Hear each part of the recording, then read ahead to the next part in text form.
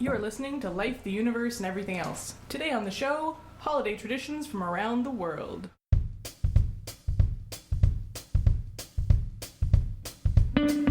Life, the Universe, and Everything Else is a program promoting secular humanism and scientific skepticism, produced by the Winnipeg Skeptics. You can email your questions, comments, or criticisms to us at LUEEpodcast@winnipegskeptics.com.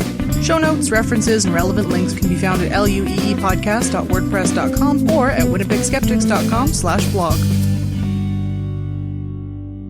Today on the show, we'll be talking about all of the different holiday traditions that are not Christmas. Every single one. Every single one.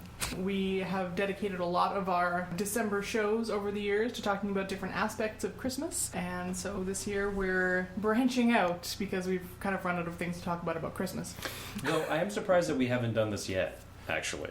Like the other surrounding, I mean, maybe that's not the right word, but you know what I mean, like Christmas is the tent pole, and these are kind of all the ones that are around Festivus is the tent pole. Touché.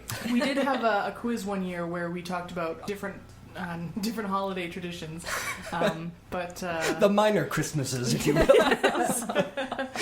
Christmas light. Yeah, we may be making jokes like that. I apologize. We don't mean it. Hence why they are jokes. Yeah. Yes. But before we get to that, we got a couple of emails about our counter-apologetics show, and Jem is going to address them. Oh, okay, we're going to start with this. Yep. Oh, all right. Okay, well. Then we can get festive. Yeah, well, it's probably a good idea not to end on this note because, boy, this is some stuff. So we got a lot of positive feedback on our apologetics episode, but I'd like to highlight one email that we got in particular. It's from listener H.J. Hornbeck, and he wrote, "Loved the episode on apologetics, but it fell into a trap I see most atheist apologetics fall into. Paul Draper's famous evidential problem of evil argues against an omnipotent, omniscient, and morally perfect person who created the universe. This means that it does not argue against gods which did not create the universe, nor against those lacking omnipotence, omniscience, moral perfection, nor personhood. While no one has an accurate count of the gods, it seems reasonable to believe that Draper's argument only affects a minority of them. To the remainder, though, the elimination of a subset raises their relative probability." So that's a very interesting point. Yeah. What the hell does that mean? It means I'm really glad I skipped the show. Yeah, I read that, and I was like, I don't know what you're talking about, bro. But Jem will know. Jem will know. Well, yeah. It took me a moment to get around what he was talking about, to get my mind around it, but he's actually sort of addressing a very interesting point. So, when we provide evidence against a specific God hypothesis, do we thereby strengthen the case for other gods? So if we, say, conclusively disprove, or at least provide evidence against the existence of the Abrahamic God, does that strengthen the case for, say, a Hindu pantheon? Jovian all the way. Why would it? Because they don't meet the qualities of one single.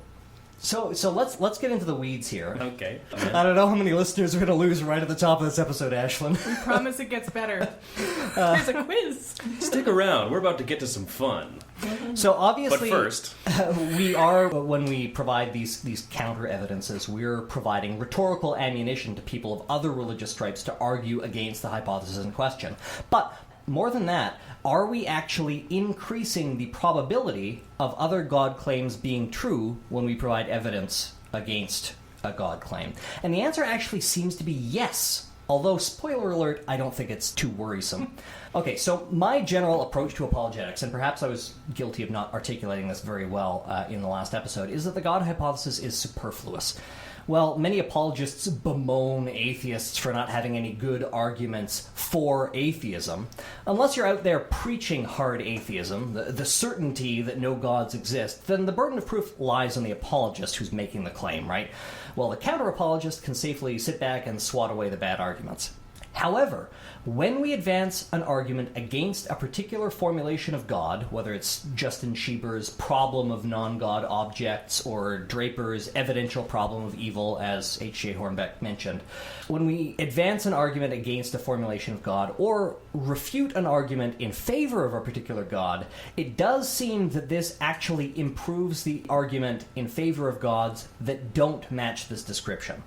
That may seem like a weird proposition, so let's try an analogy. And since Ashlyn insisted that I make this festive, okay. He's wearing a jaunty hat. Okay, suppose there are 4 candy canes on the table. A peppermint candy cane, a raspberry candy cane, a cherry one, and a chocolate candy cane. Ugh. I want you to guess my favorite. Ashlyn.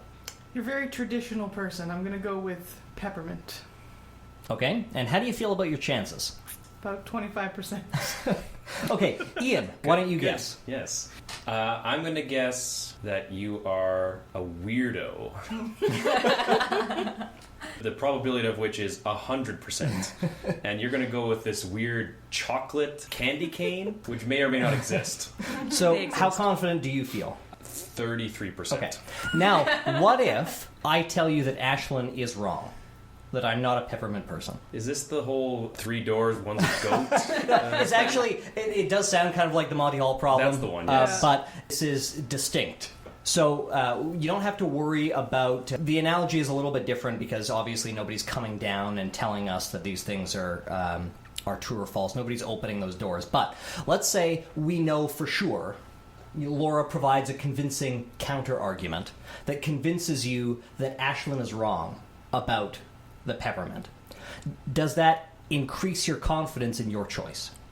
No. Yes. I don't know.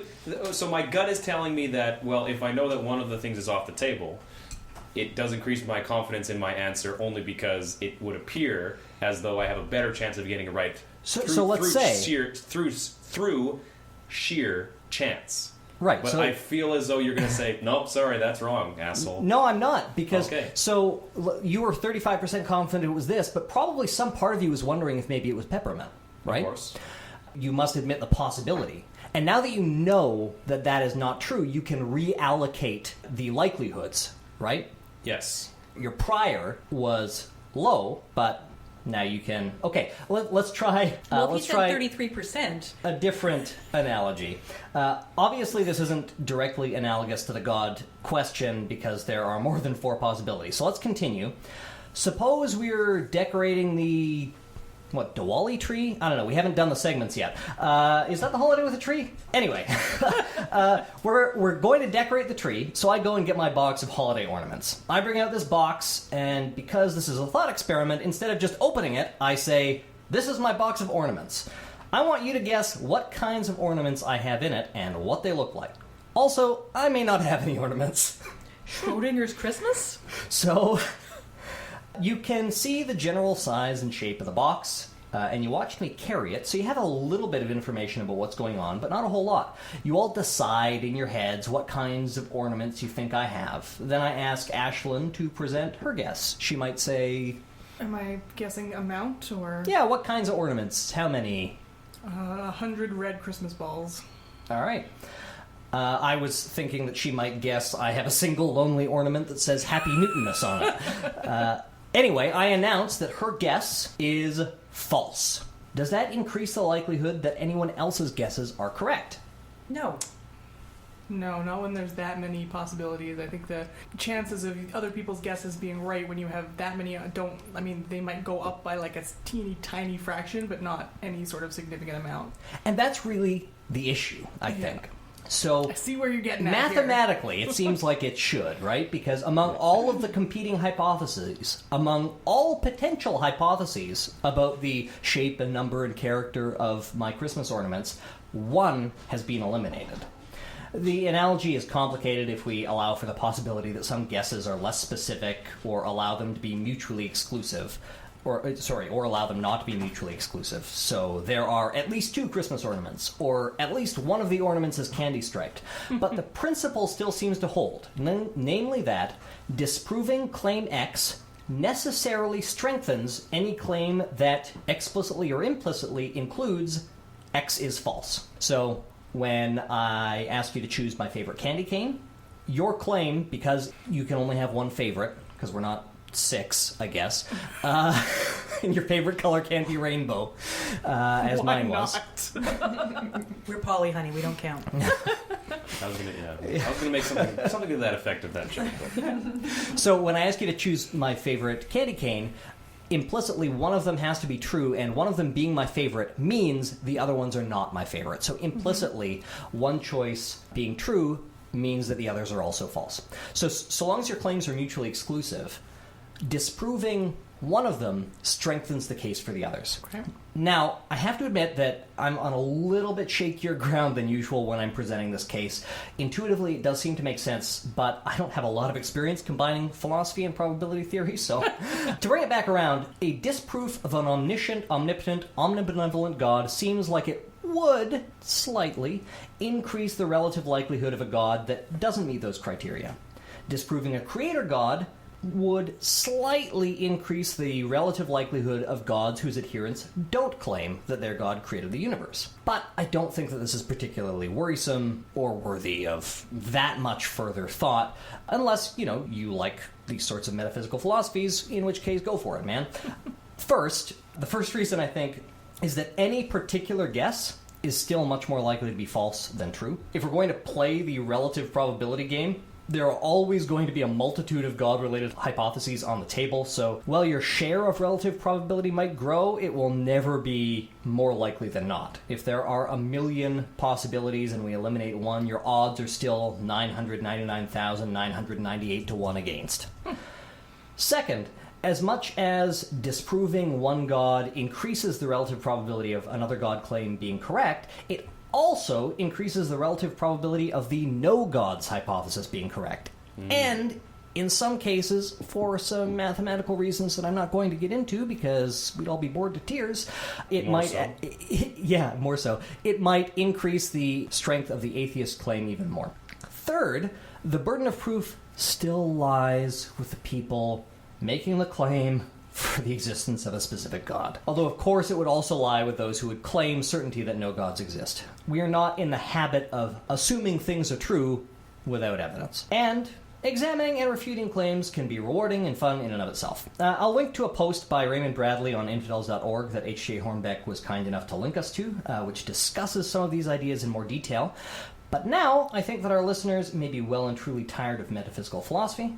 And to be honest, I think I'm a little tired of it too. Let's talk about science next time, shall we? Okay. I like infidels. Infidels! I like So, science. now that we're going to start the show for real, I guess I should introduce all of us.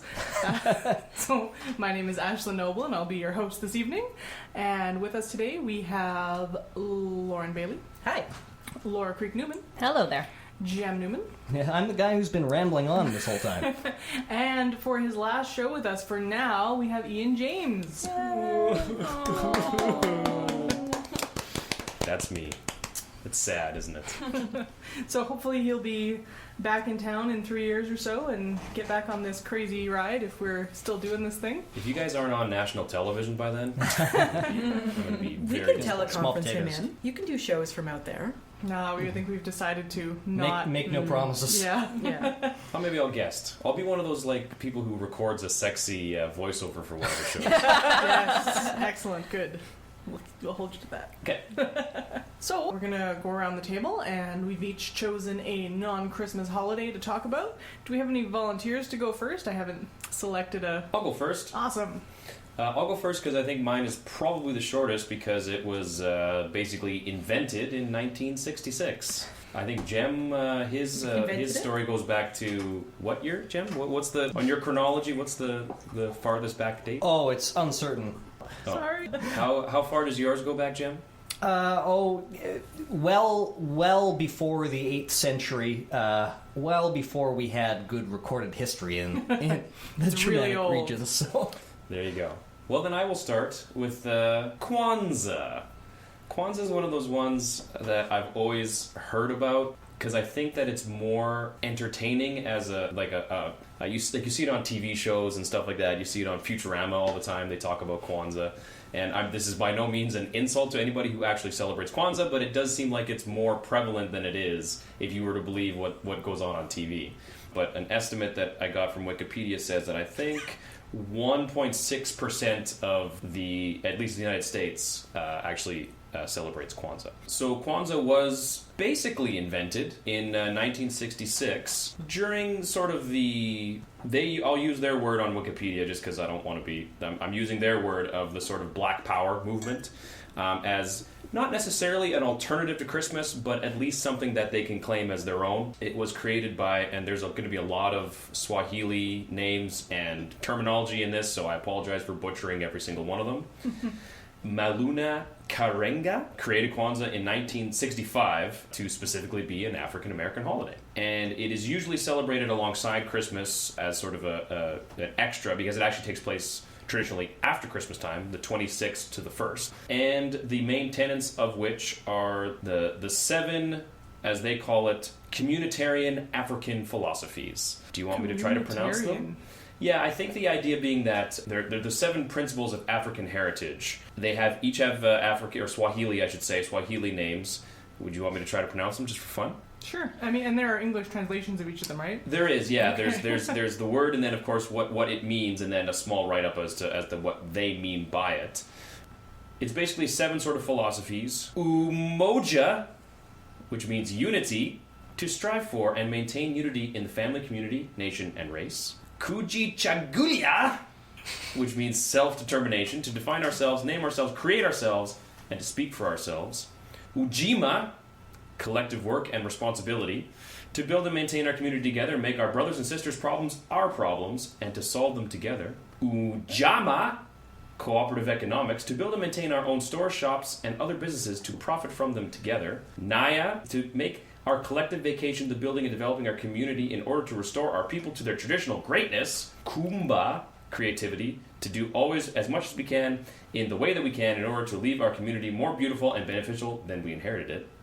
And Imani, which means faith, to believe in all our hearts and our people, our parents, our teachers, our leaders, and righteousness and victory of our struggle. There you go. I really like those. Those are all really Yeah, good. it's cool. It's and I mean it's obviously it's a sort of a new. I mean it's only 50 years old, 60 years old.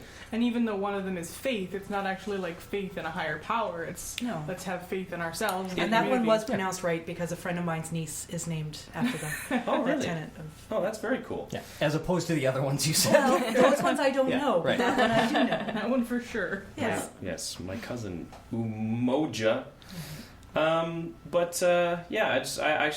always heard about Kwanzaa. The first time I ever really heard about it was on a Futurama episode, actually, where the Kwanzaa bot, because in the future, in the world of Futurama, the Christmas sort of, or holiday, I should say the holiday trinity is now the robot Santa Claus, the zombie Hanukkah, the zombie rabbi guy, who's voiced by Mark Hamill, I might add, and the Kwanzaa bot, and that's and he passes out books with that says "What the hell is Kwanzaa" on it, which I thought was really funny. Okay, the first time I heard about it was Krusty the Clown on The Simpsons. So was it the Crazy Kwanzaa? Crazy Kwanzaa. Yes. Yeah, actually, it was on here. I'm sorry. Oh, it's the traditional Kwanzaa greeting is "Joyous Kwanzaa." Yeah, I've heard that. You've heard that? Okay. Yeah. And there's the candles, right? Have something important? Yep. Yeah, they're supposed to be made Three. of beeswax, from what I understand. Yeah. And there's supposed to be 7 of them, one for each day of Kwanzaa. The seven days, each day representing one of the the tenets that we just mentioned, one for each day. And they're tricolor candles, aren't they? Yeah, green and red Green, and black. red and black. Yeah. Right. Representing the land, the people, and the blood that they've spilled, right? I believe. Yeah, black, red, and green, and yeah, they have other things that have those colors on them as well. But in this write-up, they mentioned flags. They have different colored flags to represent those 2 things. Yes, there's other things to go over about like what kind of ceremonies and stuff they do, and for example, drinking out of a communal cup. I was not able to find what I've sort of found interesting, the horn of plenty that you see. I always associated that with... Cornucopia? Yes, I've always associated that with Kwanzaa, but that I was able to see, it wasn't the first thing mentioned. Maybe in some observances it is, but it didn't. It doesn't appear that... I always thought that was like, that's the thing about Kwanzaa, but it didn't... No, I think that's a traditional harvest, harvest the symbol. Thanksgiving thing. Yeah, Or So a Yule thing. It just shows you how wrong I was, and how misinformed I was, and now how this show is setting people on the right path to Kwanzaa. Myth busting. Myth busting. Kwanzaa sounds like fun. I think so too. Actually, I kind of dig it because it's very the sort of the vibe that I got is that it's more. Well, the again, I'm going to use the word that they use because I really liked it. Yes, the communitarian African philosophy. That it's not about a fictitious man that lives at the North Pole. It's not about fictitious baby? A fictitious baby, or whatever argument you want to make, whether it's fictitious or not. It's person to person. It's a community. And it has a very simple set of values. Here's the 7 of them. You celebrate those one each day. It's very, it's kind of down to earth, which I think is very cool. And sometimes you may not get that in a lot of alternate, or even Christmas in and of itself.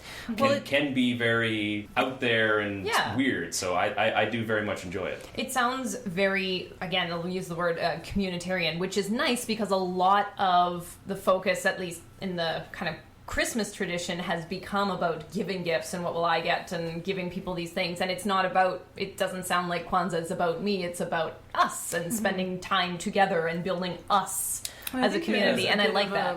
There is a little bit of a gift-giving thing associated with it, but it's not, it hasn't become the center of it. Yeah, the focus is different. The focus is explicitly on the togetherness and the community, and it's not on religious festival, and it's not on a capitalist festival. Well, it depends on the people, too. Sure. Though I will say that the word Kwanzaa, where it comes from, is a Swahili phrase, again, I'm going to butcher it, I apologize, Matunda ya Kwanzaa, meaning first fruits of the harvest. Right. So there you go. So that harvesty kind of vibe is in there. Well, because the harvest you share with the community, right? So what do you do when the harvest comes in? You have a feast, and everyone comes and feasts together. See, and that's I dig it. That's super cool. I think next year I'm going to do Kwanzaa. What do you guys think? I think we should leave the one holiday that black people have made for themselves to black people. I think we should not appropriate it. There's lots of white people festivals we can do. You could just make your Christmas a little bit more communitarian. How about that? I like it. Kwanzaa. So let's just keep going around the table then. Lauren is going to tell us about Eid. Eid? Eid. E-I-D. I've never heard of such a thing. Well, you're gonna. As soon as Lauren gets her notes out. I damn well better. Yes. Otherwise, why did I come here today? You wanted to learn. Learn me up, homie. So actually, there are 2 celebrations called Eid in the Islamic calendar. That's calendar. Are we all picturing the... There are 2 celebrations called Eid in the Islamic calendar. There's Eid Al-Fitr and Eid Al-Adha. I pronounced these earlier. Eid Al-Fitr and Eid Al-Adha. And my pronunciation is going to be right off the charts on these. I think that's pretty much universal. I was just going to say. Yeah. I'm sorry in advance to anybody. Haha, I get German. Yeah, we can all mispronounce German. So the first one, Eid Al-Fitr, is known as the Small Eid, or the Sugar Feast. So this is the Ashlyn holiday. Sugar is the feast, Islamic calendar. So this is the fun Eid. It can be loosely translated as breaking the fast feast, and it marks the end of Ramadan. So it is the first day of the month after Ramadan, and it is the one day in the Islamic calendar where no one is allowed to fast. You have to eat on Eid, and you have to eat as much as you want. I like what I'm hearing. And you're supposed to start the day with sugar. You're supposed to start the day with a small, sweet breakfast after the morning prayers. So normally people will have like a small fig cake or something to break the fast. I'm a big fan of this. Yeah. Yep. So it's depending on the country, because all of the different countries with Islamic traditions or with Islamic communities, they all have their own festivals of Eid. And the names will vary depending on the language.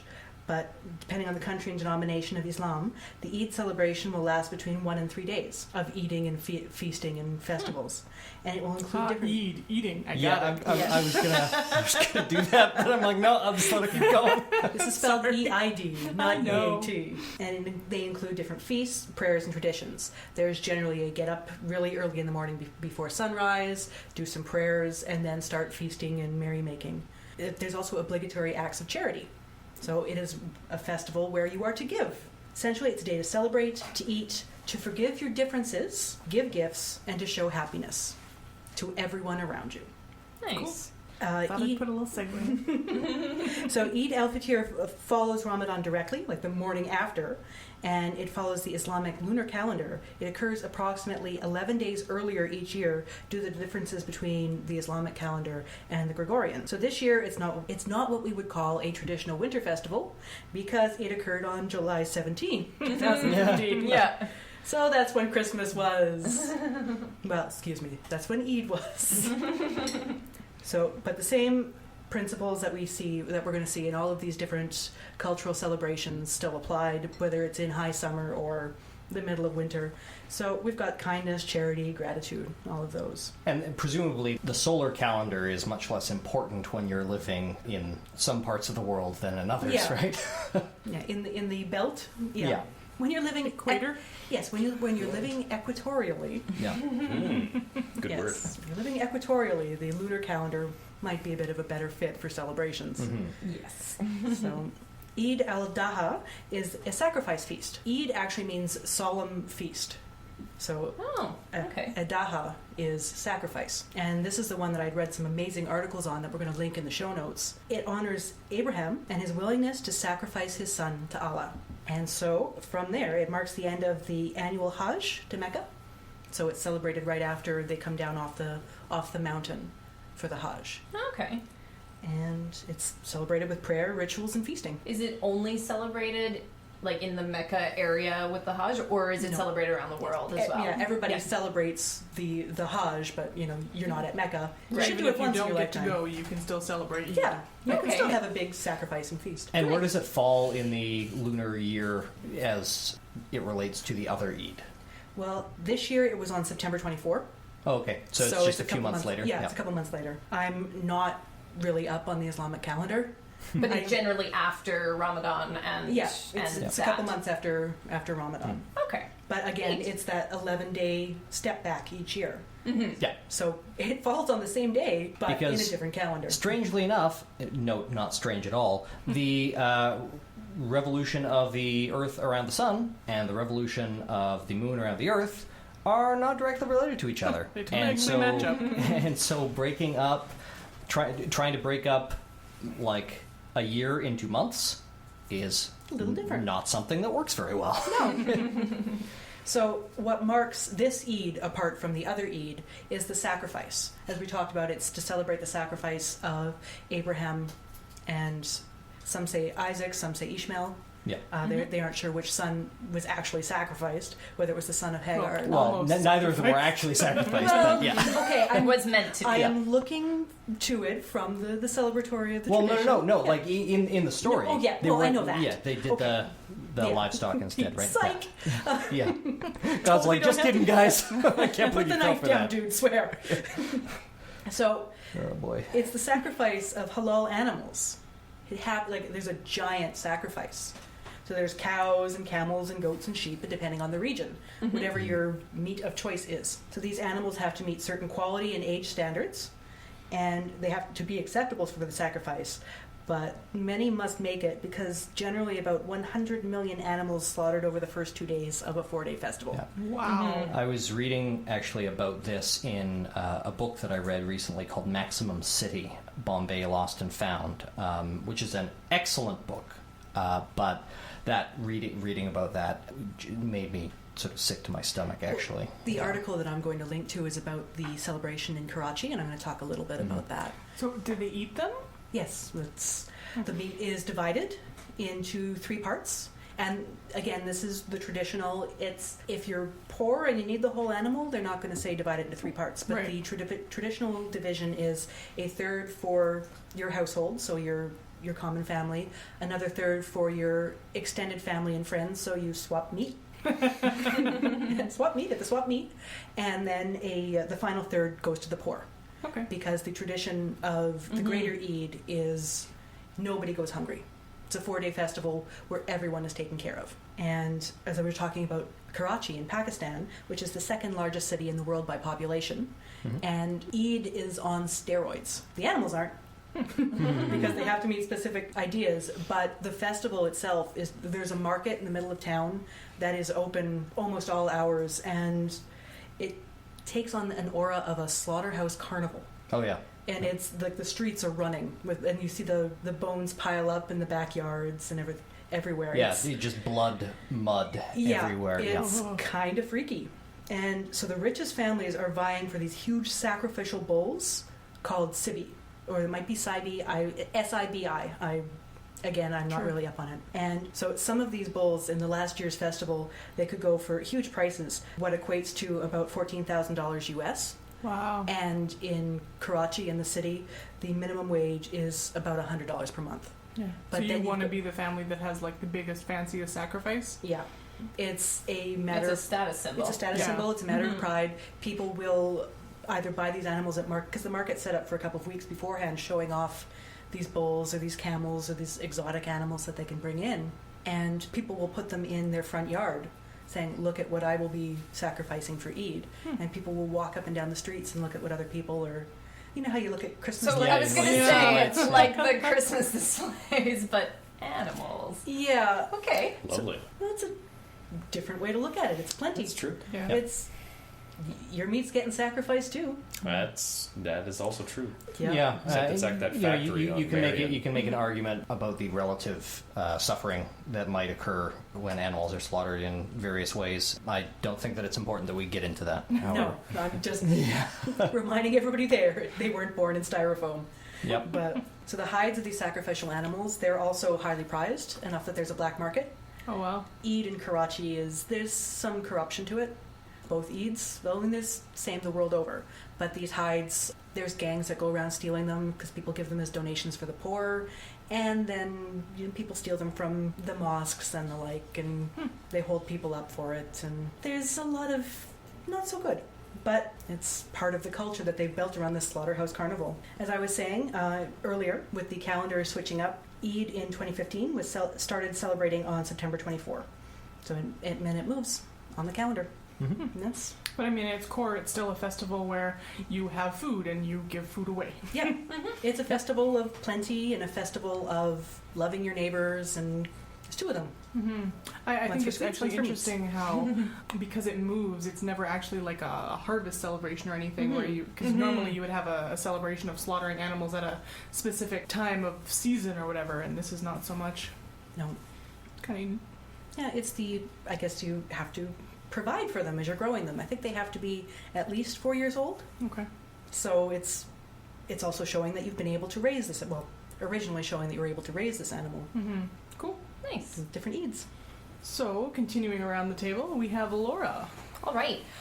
I am going to talk about a holiday called Dongxi. I really don't know if I've pronounced that I'm pretty properly, sure so- that one is correct. Okay.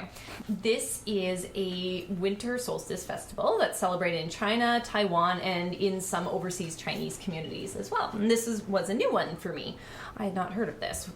Of course, the idea of winter solstice festivals is not a new one. Pretty much every culture has had some variation of that throughout history, but I wasn't aware of this one in particular. So, being that it is celebrating the winter solstice, or the shortest day of the year, the one with the longest night, the shortest daylight hours, it's celebrated somewhere between December 21st and 23rd, depending on the year. And the name actually means winter arrival. So it is really just marking the change of the seasons. So the custom behind this goes back to the theory of the yin and yang. So if you're not familiar with that, yin symbolizes darkness, coldness, and that, whereas yang symbolizes brightness and warmth and that. So the solstice is the junction between those two. The solstice, because it's the darkest day of the year, it is seen as the most yin day of the year. And the day after would then be the new beginning, because the light is going to start coming back, so the yang is coming back, so you're coming back to that idea of balance or equilibrium between the two. So it's a celebration to see that the light is coming back and equilibrium is coming back to the world. So it's often seen as a day of renewal. It's a day to observe yourself, grow wiser, and in older traditions, not as much now, but still for some people, everybody's considered a year older on that day, regardless of your actual birth date. It's not the Chinese New Year, which happens about 6 to 8 weeks later. So it's not actually the new year, but you're considered a year older at that time. And it's because of the rebirth, renewal, the seasons are changing. It's when you level up. Yeah, exactly. Yeah. So even like newborn babies would be Yeah. a year older? Yeah, so everybody is That's just a interesting. year older. So especially for older people in these communities, they'll say, you're a year older now. That's a greeting that will be said. So Oh, cool. yeah, it's really interesting. So everybody ages together, which is really neat because we're, at least for us, we're so used to aging on our own timelines, or at least with our who we consider peers, but we all age together in the same way, and we go through the seasons together. So it's actually oftentimes it's the second most important holiday after the Lunar New Year or Chinese New Year. So it is very important in the culture.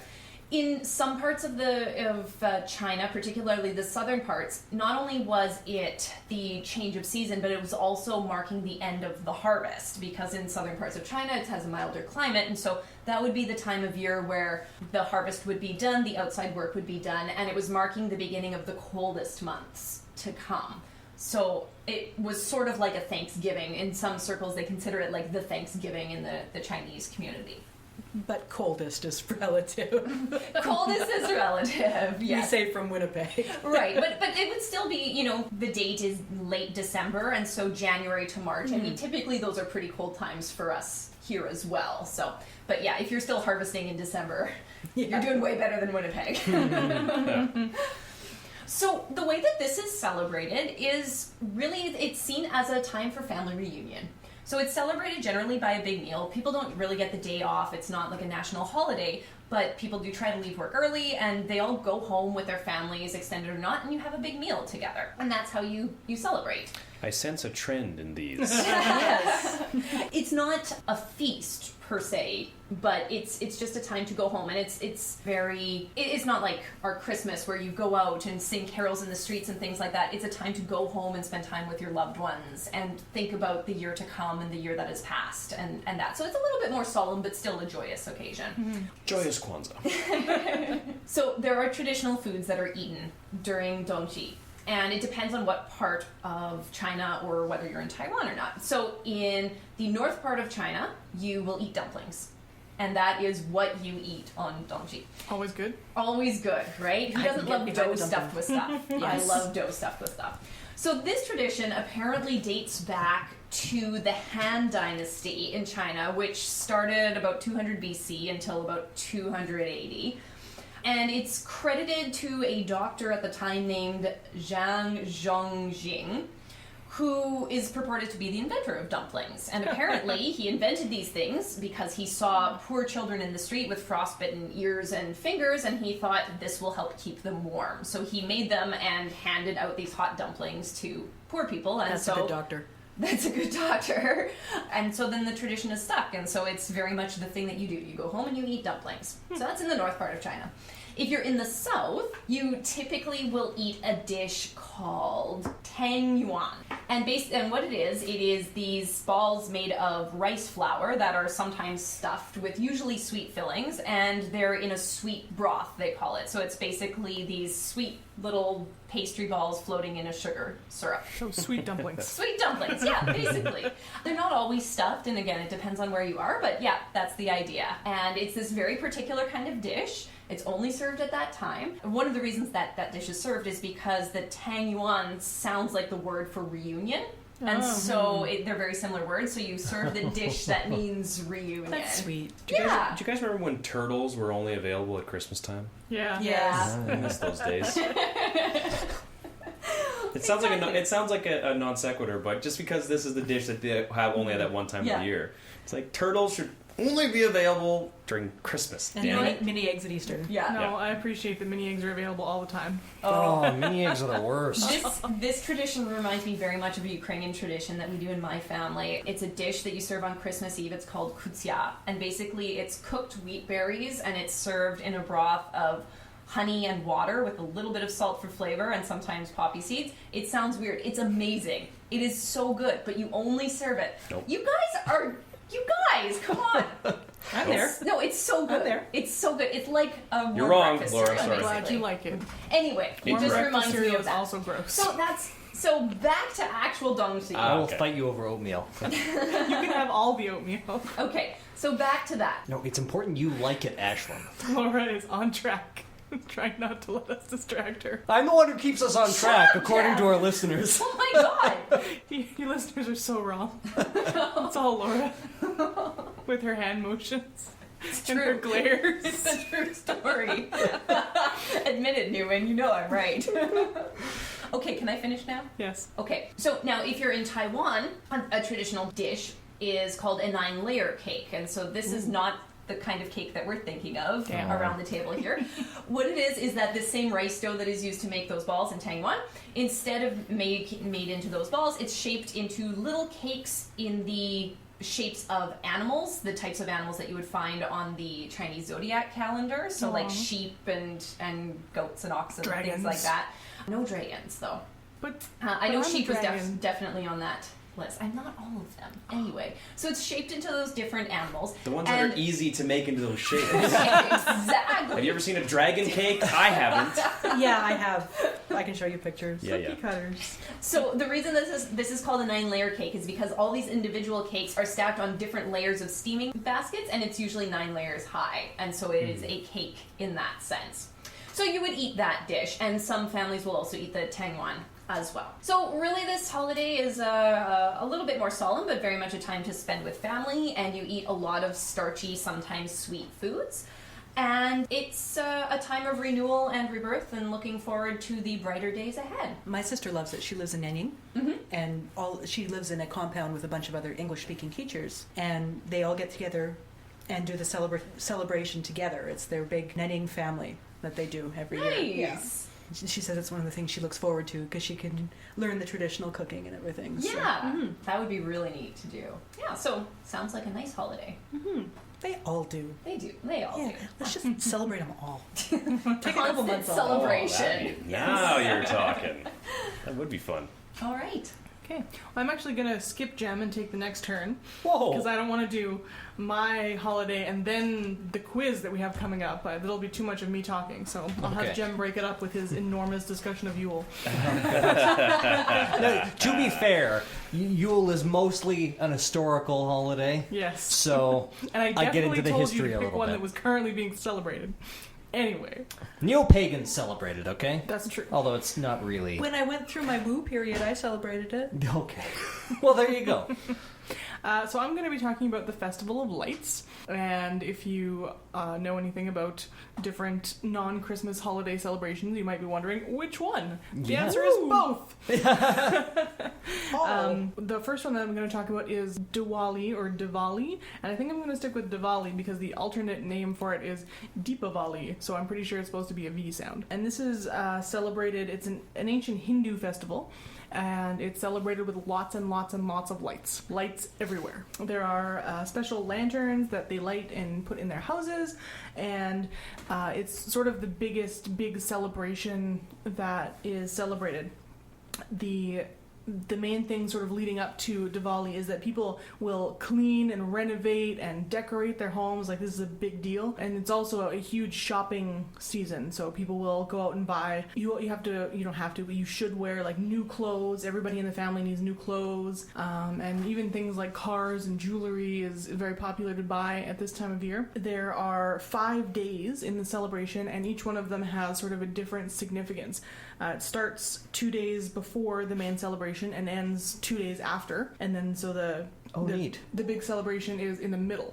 Yeah, that's very unusual, it seems Yeah, like. usually it's it sort of usually leads up to the big front-loaded thing. or back-loaded. That's Yeah. really smart because then you have the build-up and the hangover. Yeah. I'm impressed already. And the main celebration is to take place on the day of the new moon, so the darkest day. And just like some of the other ones we've talked about, this is more of a sort of a Thanksgiving harvest celebration and it's one of the ones that moves around as well. So it's normally between the end of October and the middle of November, sometime in there. In 2015, it was the 11th or 10th of November, depending on where in India it's celebrated. So I just kind of wanted to talk about the 5 days and what the different rituals and stuff was on each day. So the first day, and again, there's going to be a lot of words that I don't know how to pronounce here, is Dhanteras, and you start off by buying a lot of things. So this is the day where everything goes on sale. It's like Black Friday. Boxing Day. Yeah, or Remember where you Boxing are. Day in Canada. Black Friday's infiltrating Canada too. Though. Yeah, it is. It's here. Like zebra mussels. Businesses will clean and decorate and put everything on sale, yada yada.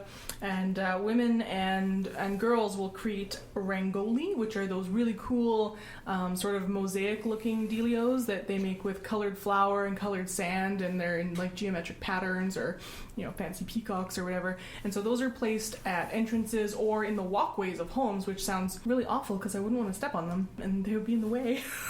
And they're supposed to be, I guess, landing places for the spirits of gods and things to visit your home. And they're really, really pretty. If you get a chance to Google rangoli, they're really fancy. And boys and men, while the women are making these rangoli, they put up all the lights and get everything fancy. And people, it's supposed to mark the birthday of Lakshmi, the goddess of wealth and prosperity. And so people will do prayers and things for that particular deity. The next day is for the finishing up the house decoration and the rangoli. And they're also, in a lot of parts of India, there are special bathing rituals. So you'll get yourself all cleaned up for the festival. And that's sort of the big deal on the second day. And people will cook a lot of the sweet foods that are going to be eaten the next day. So the third day is the biggest day. It's the big festival. And it, as I said, is on the new moon. So it's the darkest day. And then you light it up and make sure it's bright and fancy. There are offerings made. Everybody wears new clothes. And Lakshmi is supposed to roam the earth on Diwali night. And so people open their doors and their windows and they welcome the goddess and they plates. And that's what all the lights are for, is to welcome her in and make sure the goddess of prosperity visits your home. Very important. And then after the prayers and visiting relatives and exchanging sweets, there are a ton of fireworks. Like all of the fireworks ever. I was reading a few stories this past Diwali about how there were places in India where it got so polluted from the fireworks smoke that people couldn't go outside for days because they made too much smoke and pollution, and it just made it unbreathable outside. Wow. Lots of fireworks.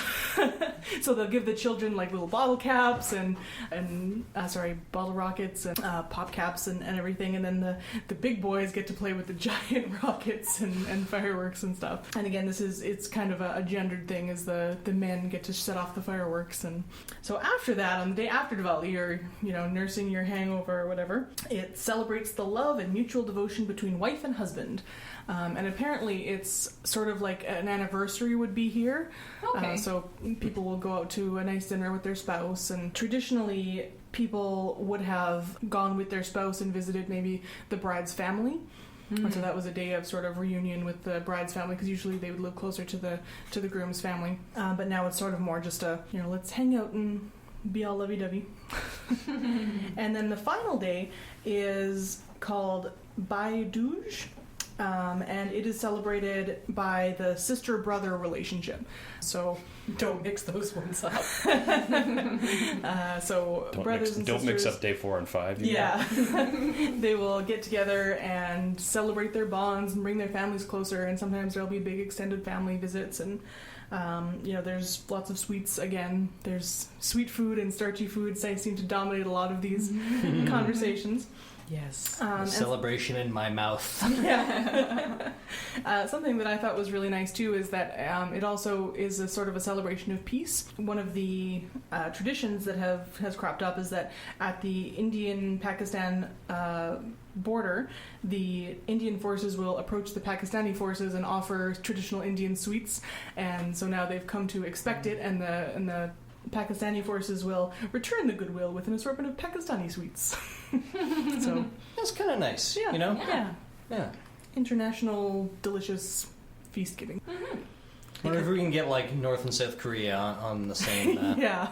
Best There's of no luck with sweets that. in North Korea. So, Ashlyn, are there any stats on how many babies are born 9 months after the day 4? I do not know. I imagine a lot. And there's an interesting analysis of sort of the economics of Diwali, and you can sort of compare it to Christmas as well, where it's the biggest shopping season. At retail level, approximately $800 million worth of firecrackers are consumed in India over the Diwali season. Firecrackers? Just firecrackers, yeah. That's not the whole thing. It's just the firecrackers. That's the disposable part. Yeah. And I couldn't find an actual number for everything else, but yeah, you like basically outfit get your entire family every year for this thing. It's a big deal. And so the Festival of Lights that we might be more familiar with is Hanukkah, and that's so Hanukkah is also known as the Festival of Lights because it is a festival that commemorates the day that for the rededication of the Holy Temple in Jerusalem. The myth goes that there was only one night's worth of oil, and it miraculously lasted 8 days, so they were able to complete the dedication and do everything that they needed to do. But it's actually not a very important festival in the Jewish calendar. It's far more important that people put more importance, rather, on things like Rosh Hashanah or... and I think we feel... those of us who are raised in kind of a Christmas time tradition feel that it's more important just because it has that contrast with the holiday that we celebrate. Because it's near Christmas, and that's been sort of exploited by retailers as well, and parents feel like they should give their children gifts at this time because all the other children are getting gifts at this time. Christmaka. Yeah. So it's sort of become conflated, even though they often don't line up very well at all. Like this year, in 2015, it is the 6th from the 14th, which will be after the show goes out. And so it's quite a bit earlier, but it can be as early as... Before the show goes November? out. November? Before the show goes out. Yeah, well, the show will come out after Hanukkah. Right. Was what I was saying. I may have mangled it. Okay, sorry. And so there will be things like eating unleavened food, and there's, of course, the bread variety, I'm assuming. Unleavened food of the bread variety? Unleavened food. Because they're not supposed to be leaveners in anything. And they're very... Why don't you want your food to be level? Leavened. All right. Anybody around the table who's ever baked anything? I think he was making a joke, guys. I think so too. I get jokes. I listened to a Planet Money podcast where they were talking about the making of the little cracker dealios. Matzah, yeah. And it's very, very strict. So they put together the flour and the water and I think salt. Those are like the only ingredients that are allowed to be in it, and roll it out. And the machines are very like tightly calibrated. And once the water touches the flour, it has to be less than I think 17 minutes before it goes in the oven, just in case any like wild yeast gets in there. It can't have a chance to there will be. to leaven it. Yeah. And everything is just like very strict. So if the machine breaks down at any point, you just have to scrap all of the dough that was going to go onto it because you just can't use it. It's done. And they've got rabbis watching over the whole system and everything. So it's very important to observant Jews that nothing get a little bit of yeast in it that rises the dough at all. I remember when I was in high school, I had a lot of Jewish friends, and they were always complaining about the stuff, like they couldn't have the sandwiches they wanted to have during the... They were very upset with these like little... The matzah. Yeah. The little flat crackers thing. Everything is better with atheism. Including sandwiches. Can't wait for that promotion at Subway. As I said, Hanukkah isn't the most important thing. There isn't even... there's no obligation to refrain from work, which is an obligation during a lot of the other festivals that are more important. But there are lighting the Hanukkah lights, which is how we get to the Festival of Lights. So every night throughout the 8-day holiday, a candle is lit on the menorah, and there is an extra candle so that stays lit, because that's the only one that you can have going to use for anything else, because the ritual candles aren't supposed to be used for anything like lighting other candles or anything except being pretty, basically. And traditionally you'll put it in a window so that everybody can see it, and you're supposed to sort of light up the whole neighborhood with pretty lights. So now that I've covered both festivals of lights, tell us about Yule, Jem. Okay, so I picked Yule mostly because Ashlyn wouldn't let me talk about Captain Picard Day. Although that is in July, so mark your calendars. I forbid you no such thing. You didn't even ask. He only gets 4 lights.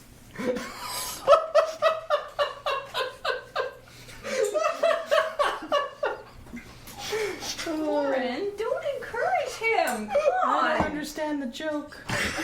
You know what's sad, Ashlyn? I do. I don't get jokes. Oh, God, what a good episode. Chain of Command. There was a reference to... Chain of Command Part 2. Chain of Command Part 2, that's right. Yeah. Oh my god. Captain Jellicoe took over the... Oh my god, Jem. Seriously. 5-minute limit, go. All right. So, Yule is a midwinter festival originally celebrated by the indigenous Germanic tribes. Like I said, this is going to be a little bit heavier on history because it's not really celebrated anymore. We'll get to that. Early historical references to Yule are found in old Germanic names for the months, Era Yola and Efter Yola. Which is literally before Yule and after Yule, from dating back before the 8th century. Although the first known reference to Yuletide as a noun, which literally means Yule time, appeared in the 15th century. The Yuletide period traditionally fell between what is now mid-November and early January in the modern Gregorian calendar. Much of what we know about Scandinavian mythology actually comes from a work called the Prose Edda, which was composed and compiled in the early 13th century by Icelandic scholar Snorri Sturluson, who has, like, the best name ever. So, Snorri Sturluson's work is called the Prose Edda to distinguish it from the earlier Poetic Edda, which served as source material, among other things. While the origin of the word Yule is somewhat uncertain, one of the names given to the Norse gods in the Prose Edda is the Yule beings. Yule itself seemed to be used as a synonym for feast in Old Norse poetry. And the god Odin, the All-Father, is also known as Yulfaur, which is Yule Father, and Yulnir, the Yule One.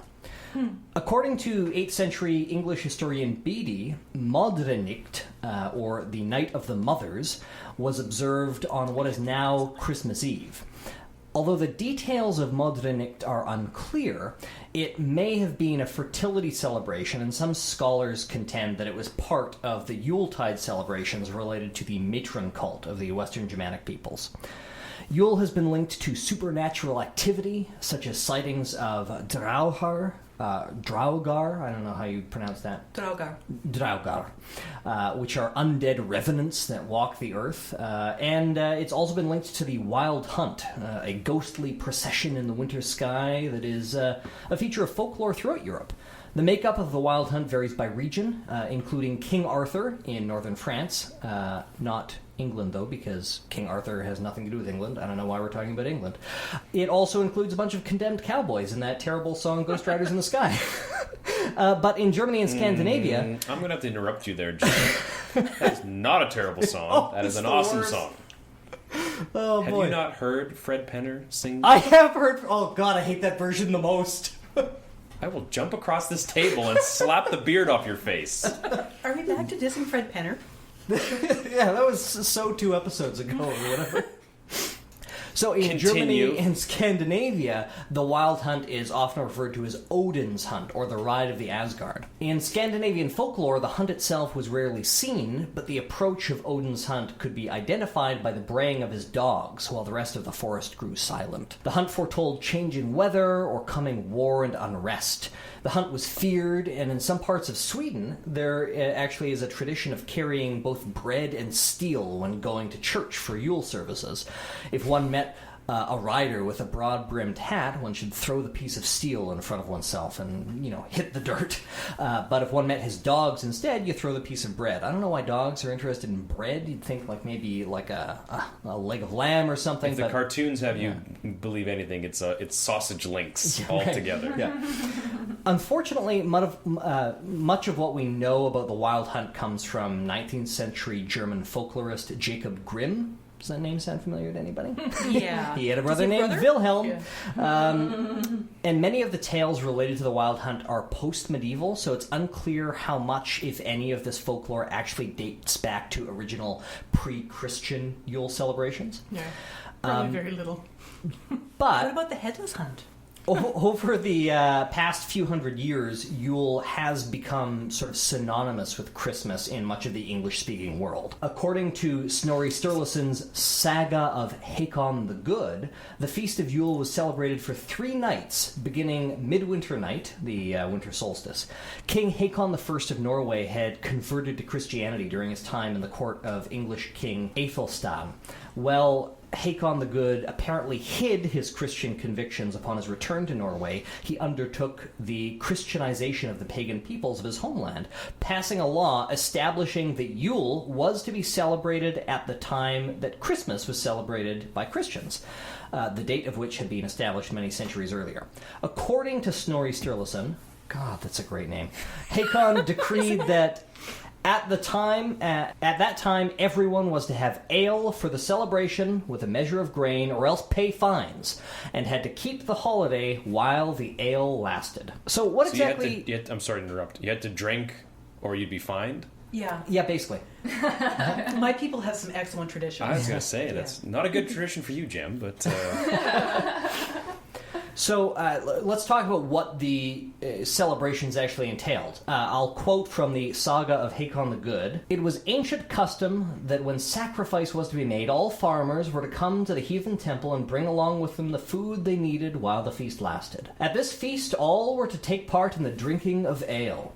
Also, all kinds of livestock were killed in connection with it. Horses also, and all the blood from them was called hlaut, or sacrificial blood, and hlautbuli, the vessel holding the blood, and hlauthanar, the sacrificial twigs, which was aspergills.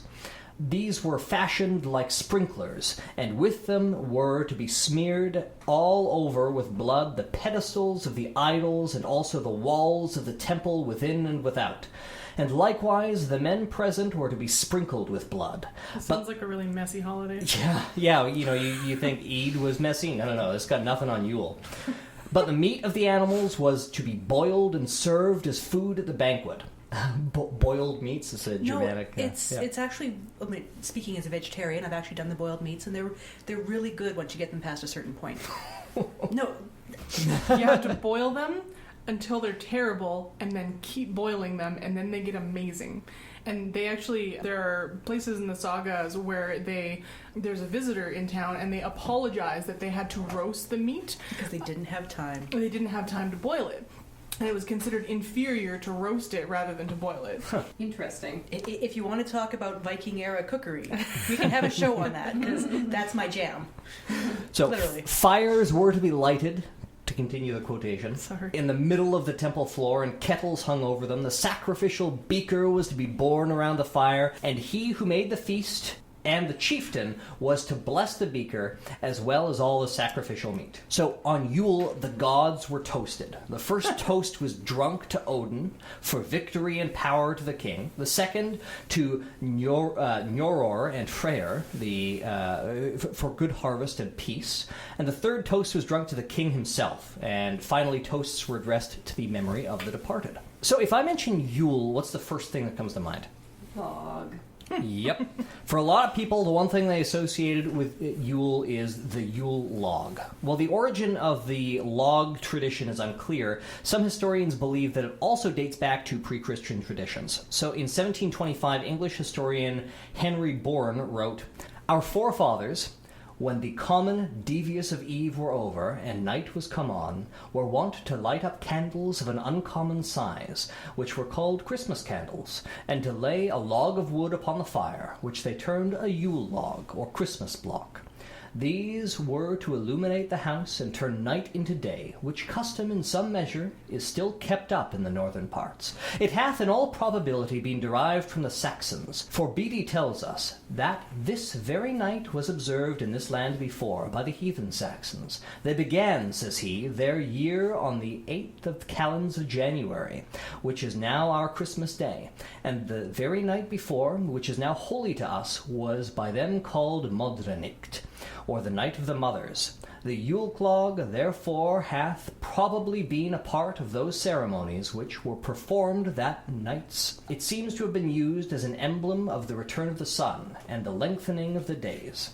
Other Yule traditions, some of which appear to predate the Christianization of Scandinavia, are still reflected in Christmas celebrations today, including wassailing, or Yule singing, going door to door with carols. Here we go, wassailing. And the Yule boar, which you may recognize as the Christmas ham. More recently, neo-pagan rites have been added to the more traditional celebrations, including the Wiccan celebration of the rebirth of the great horned hunter god. Some neo-pagan sects recognize a 12-day celebration beginning on the date of the winter solstice. While historically some celebrations of Yuletide have lasted for 12 days, I feel it's important to note that Yule is not where we get the 12 days of Christmas. Instead, the arrow of causation actually goes the other way, it seems, with the 12 days of Yule occurring as a result of the Christianization of Scandinavia that I mentioned earlier. So the 12 days of Christmas, which is the span between the Nativity, birth of Jesus, and the Epiphany, or the 12th night, which commemorates the visit of the Magi, was established at the Second Council of Tours in 567, where it was also decided that married priests weren't allowed to sleep with their wives, who instead had to sleep with the maidservants, and any priests found sleeping with their wives were to be excommunicated for a period of 1 year. It was an eventful council, I guess, is all I'm saying. Thank you, Jim. For listeners interested in the various and contradictory biblical accounts of the Nativity, we discussed that back on episode 72, and I promise I'm done. That's all you'll get from me. I promised myself I wouldn't say that, then I said it. Okay. I don't believe You're an you untrustworthy promised son of a yourself bitch. that. I believe you got the response you deserved. I also find it hard to believe that anybody has ever said that you keep this on track. Because, oh my god, there were so many tangents. There's so much interesting history. Yes, honey, good job. So many interesting quotes you found that you had to read in full. I did not. I abridged those. Those were all Oh my abridged. God. There are ellipses. Yeah, he took out like 2 thes in it. Although there was definitely some halves in there, which I Yeah, enjoyed. well, also, like, there are a lot of 6 in these. Like, I stumbled a couple times just because, like, there were, like, these were handwritten originally, Yeah. and there was a bunch of, you know, words that were misplaced. Yeah. I'm just reading the appropriate eddas as you go. Excellent. I Excellent. keep the eddas on my phone. So I think that what we can all take from this is that celebrations across cultures and across history and time all come down to eating delicious food and spending time with people you like. And drinking. And drinking. And occasionally allowing the streets to run red with blood. Yeah. But yeah. Yeah, that's all part of the eating, though.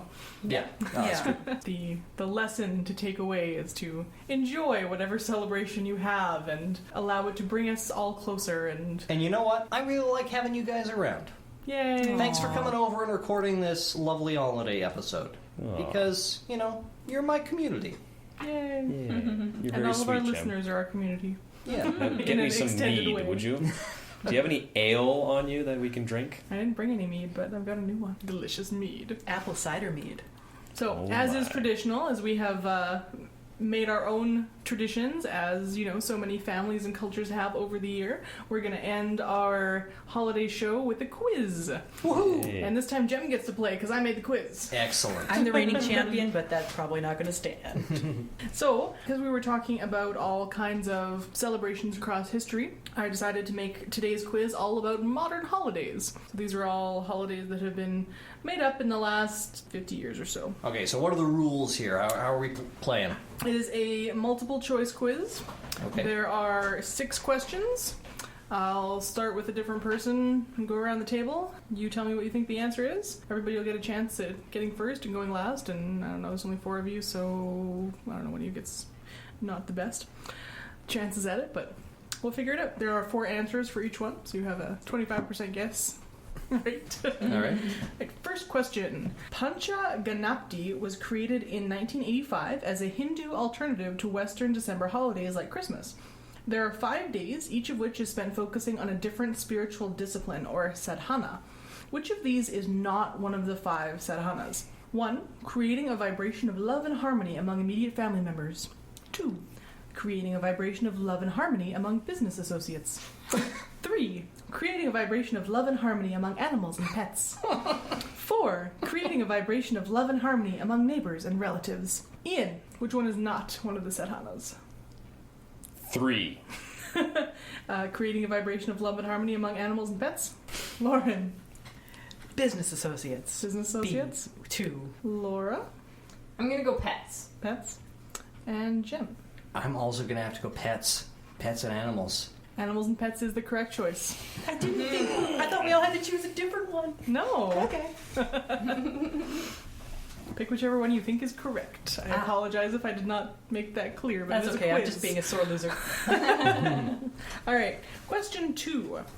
Blue Christmas is becoming an increasingly popular tradition in North America. What is it about? Is it a celebration of the life of B.B. King? Is it a service held to help people dealing with grief and loss during the holiday season? Is it a vow to not buy or use any plastic over the holiday season in a bid to protect the oceans? Or is it a marketing campaign by Blue Cross aimed at convincing people traveling at Christmas to purchase travel insurance? Lauren. I'm going to go with the dealing with loss. Laura. If Blue Cross was that smart, I'll have a blue I can imagine the TV Christmas commercials. Like I totally can. No, I'm gonna go with the dealing with loss as well. Yeah, me too. Like, I know that's a thing that, you know, is hard around the holidays. Yeah, it seems like the most likely one. I agree. Okay, you were all correct. It's also called the longest night. And so Logic. a lot of churches are starting to have longest night or blue Christmas services that are held either on the solstice or sometimes Christmas Eve. And it's to celebrate people, even people who are dealing with grief or people who are dealing with relatives that are living far away or, you know, military spouses that are away. So blue Christmas gaining in popularity. That seems like an important thing for a lot of people. Like, I agree. I love the holidays personally. I have nothing but warm feelings, but I understand that that's not the way it is for a lot of people. I would say, and this is completely anecdotal, but it seems like most people, so many people that I run into these days are like, I hate the holidays, I hate Christmas music, and I hate this and I hate that. Yeah. What's up with that, man? That's bad. Like, That's more misanthrope than blue. I suppose so. You're right. That is true. But still, what's wrong? People can Eat like what they delicious like food, and hang buy, out with. That's true. Yeah, but like, as a corollary, people can hate what they hate, I guess. that's also True. true. Yes. And But unfortunate. like I definitely understand, you know, like my family is tough sometimes, and for people who have tough family situations, I wouldn't want to have all of this pressure to be around them all the time, you know. Yeah, and you get a lot of guilt and weird societal pressure, Yeah. even from people who aren't your family. Like, why aren't you spending Christmas with your family? Because they're terrible. Yeah. or as you mentioned, you know, like they're dealing with loss. You know, they want to spend it with their family, but their family's gone. Yeah, It's hard. my grandpa passed away around Christmas time, so it's always a bit of a lull. But it is what it is, right? People are going to pass away lots of times of the year. Yeah. It's kind of what they do. That's what people tend to do. All right. So we Happy have. every human is just a death waiting to happen. Oh my god, Jen. Paraphrase Merry from Christmas. Welcome to Night Vale. You're terrible. So let's talk about Festivus instead. Yay. Festivus might be the most well-known modern holiday around Christmas time. It's celebrated on December 23rd and includes the airing of grievances, feats of strength, and an unadorned aluminum Festivus pole. What was the original Festivus dinner as described in Dan O'Keefe's book, The Real Festivus? Was it a turkey or ham followed by a Pepperidge Farm cake decorated with M&Ms? A meatloaf served on a bed of lettuce? Takeout pizza with ice cream sundaes? Or a single Tic Tac? To be fought over or given to the I think victor it was of a the single fake Tic Tac each. Oh, okay. So it's a RuPaul thing. Laura. Oh, jeez. I like the meatloaf on lettuce because I think that it's an attempt at being fancy and festive. But a sad attempt. Okay. Man, that single Tic Tac actually sounds kind of familiar for some reason. But, God, I was hoping this question was just going to be who came up with the idea, and then, you know, I could say Dan O'Keefe, but... George Costanza. Yeah. Well, yeah. It's, jeez. Okay, I'm going to go with Tic Tac. I'm going to go with Tic Tac. Tic Tac. For some reason, that's ringing a bell. Ian. What was the first one? The first one was turkey or ham, followed by a Pepperidge Farm cake decorated with M&Ms. Yeah, that. That's just like... They're all so strangely specific. That's exactly what I was going to say. Strangely specific. No, I'm going to go with the pizza and the ice cream. Pizza. God, that would be a great meal. Yeah. Got a good Want- spread so want that far. right now. Always down for pizza. You're gonna go pizza as well. Mm-hmm. Okay. That's a sweep then. Oh! It's actually turkey or ham, followed by Pepperidge Farm cake decorated with M&Ms. Wow. Very weirdly specific. Wait, did you just make these up, or... Yeah, the rest of them I just made up. Single tic tac. Wow. Yeah. The single Get tic out tac of is the RuPaul thing. Oh, okay, Yeah. okay. That's So right. on the Drag Race show, they one of the final episodes is always they get to have lunch with Rue, and the meal is a single tic tac each. But this year she was juicing, so they went into a blender. Oh yeah, Oh god. a blended tic tac. Next question: why is Human Rights Day celebrated on December 10th? And I'm just going to add these are all things that happen on December 10th. Yeah, so that's not something you made up. Okay. Yeah. It's the day former Chilean dictator Augusto Pinochet, famous for his human rights violations, died of a heart attack in 2006. It's the day Argentinian President Raúl Alfonsín assumed office in 1983 following years of military dictatorships, and since then all presidential inaugurations have been on this day in that country. It's the date of the adoption and proclamation of the Universal Declaration of Human Rights in 1948. Or it is the same date that Alfred Nobel Day is celebrated. Who's going first this time? You again? Or no, Jem.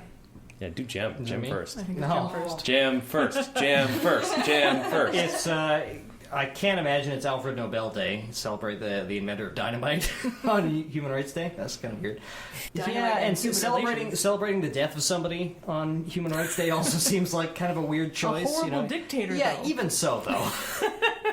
I'm gonna go with the signing of the Declaration. The adoption and proclamation of the... Oh yeah, the adoption and yeah. Okay. Ian. You had that's a damn good assertion there. You should be Sherlock Holmes. Yeah, that sounds right. I'm going to go with the same answer Jim has, because if he's wrong, I'll punch him. Okay, that's fair. That's fair. I really want to go with Screw Pinochet, but it's the adoption and proclamation. It's see, I want to change because like it can't. That seems the obvious answer. Adopt and proclamate. All right.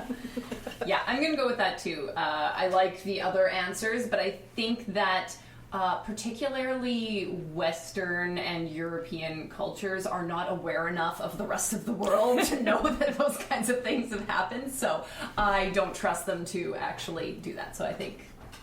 That's fair. Yeah, you guys are all right. Yay. I totally made up Except for the this M&Ms. question just so that I could talk about how it's the day that this Chilean dictator died, because the Wikipedia page for Human Rights Day has a list of notable celebrations of Human Rights Day, and that is listed. Well, he was pretty terrible. Like, super terrible. It's like, what happened on this day, on Human Rights Day in whatever it was, 2006? This dictator died. Yay! Makes sense. Okay, next question. We only have two more left. Newtonmas is celebrated on December 25th, Isaac Newton's birthday, under the old-style Julian calendar. Some celebrants exchange reasons greetings cards or boxes of apples and science-related gifts. What is an alternate name for this holiday? Is it Human Light, in celebration of a humanist vision of a good future? Gravmass, an abbreviation of gravitational mass? Isaaca, the Jewish Newtonmas? Or Apple Smack Festival? Oh yeah. This one is Ian first. Yeah. Which is the alternate name for Newtonmas. Oh my god. Can Jem answer first? He seems like he knows the answer to this. What were the...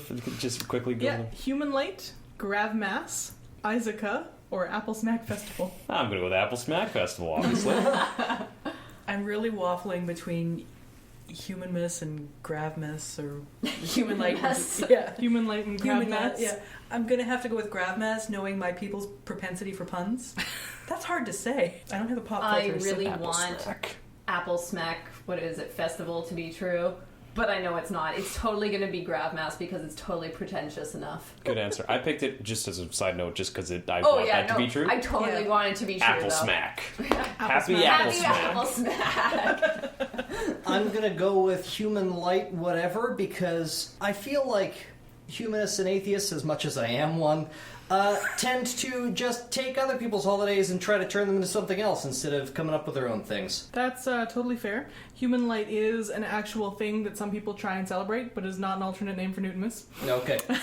Gravmass is the correct answer. Yeah. Oh, but is Human Light thing on the 25th? No, it's a Oh, different. okay. It's a Okay. different date, but it was a super pretentious festival that humanists tried to come up with. Okay.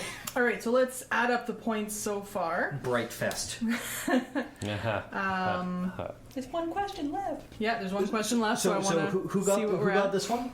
Laura We did. and I. Laura and Lauren. Oh, have you okay, actually so been keeping track? yeah, I've been keeping track. Okay. So we have Jem, Ian, and Lauren all tied with 3 points, and Laura in the lead with 4 points. Ooh. How did I get an extra point? He You thinks you're got pretty. a point this one, and Lauren lost a point in the first one. Right, Yeah. there we go. So the last question. Zamenhof Day on December 15th is celebrated with parties and poetry readings. What does it commemorate? Is it the birth of the person who created Esperanto? The birth of the sacred cow goddess? The birth of Gustav Eiffel, co-designer of the Eiffel Tower? Or the birth of Nero, the Roman emperor? Wow. Can you repeat what the celebration The entails? Zamenhof Day. Zamenhof? It is December 15th and is celebrated with parties and poetry readings. Are we going in any specific Oh order yeah, here? Lauren's turn first. Oh no! It sounds very Germanic. Zamenhof. Or it sounds like a late 70s sci-fi film. Starring Sean Connery. Oh, I'd celebrate that shit every Okay, year. then we gotta make Zardos Day. Zardos Yeah. Day. Zamenhof Day, pick one. No Zardos. stalling. Oh, how could you tell? The birth of the person who created Esperanto, the birth of the sacred cow goddess, the birth of Gustav Eiffel, co-designer of the Eiffel Tower, or the birth of Nero, the Roman emperor. Esperanto. What you going with? Sure. All right. Because I hate it. I hate Esperanto. I'm also going with Esperanto. Esperanto is lovely. I have to And it speak ha- it with it a has friend of that- mine. It's awful. That humans coming together and trying to build a community aspect to it. You like it because it's got William Shatner starring a movie with Esperanto. I like it because it is extremely, people inventing their own language. It's not Elvish, but it'll do. It's up your alley. I can't go with Esperanto I'm the because linguist at the I've got to table. try to game it. And if Esperanto is correct, if I go with Esperanto, I can't possibly win because Laura will have more points than me. So instead, I will do the cow one, the cow goddess one, I guess. Sacred Even though I cow don't think goddess. that's true, I think it probably is Esperanto. Okay. Cow goddess. Nero. Nero. You're going with Nero. So Zamenhof is the guy who created Esperanto. And his birthday is December 15th, and so it's celebrated. It's apparently the most popular celebration among Esperantists, which is a thing. And there was actually recently an attempt by people who celebrate this holiday to make it less about the central guy and more about the actual Esperanto language. And so people who celebrate this are encouraged to buy a book in Esperanto or recite poetry in Esperanto. Or I guess encouraged to announce the publication of new books in Esperanto, because I assume there aren't that many. There are. Like publicists? That's their holiday? Be our publicist? Yeah, so that makes Laura our clear winner. Yay! Champion! Thank you. I win Christmas. Yeah. You win all the not Christmas. Yeah. Oh, okay. All of the other holidays. Yes. Cool. Used to laugh and call it. Yeah. Never mind. I think Bill O'Reilly wins Christmas, right? I think that's how that works. No. No. Anyway. Don't mention that guy's name. It should be like Voldemort. You should not have to. You shouldn't have to say his name. Bill, who must not be named. So that's our show for this evening, and we'd like to wish all of our listeners a happy Kwanzaa, Hanukkah, Christmas, Diwali, Eid, Dongji, Yulemus. Hey. Happy winter. Say that Happy after you winter. serve someone at a store, Yeah. just to be really inclusive. Instead Or of you could instead just of happy say holidays. Happy Holidays. Happy holidays. Yeah. And we'll miss you, Ian. Oh. Thanks for being I'll miss on you our guys show too. and making our music and being a cool dude. Oh, Yay. you do. We'll I'll keep sti- in touch. Yeah, I'll still make music for you guys if you want, because that, Yay. that can exist on the internet. Yay! But, We love the internet. It's a good It's so thing. great. I will miss being on this podcast, I must admit. It's a great time. I will miss you plugging your other podcast. What's it called? Well, I don't know if that's even going to happen anymore, but I'm going to plug it anyway. It's a Fall Away Slam podcast. Fall Away Slam. Fall Away Slam. What just happened? You briefly entered a time loop. Oh, okay. It's like just in that episode. Let's talk. of, Speaking of, I was going to say, let's talk more about that episode of Star Trek, Chain of Command Part 2. It's so good. He gives the Cardassian gives him the choice to live a life of luxury or whatever, but all he has to do is say that there are 5 lights. Come on.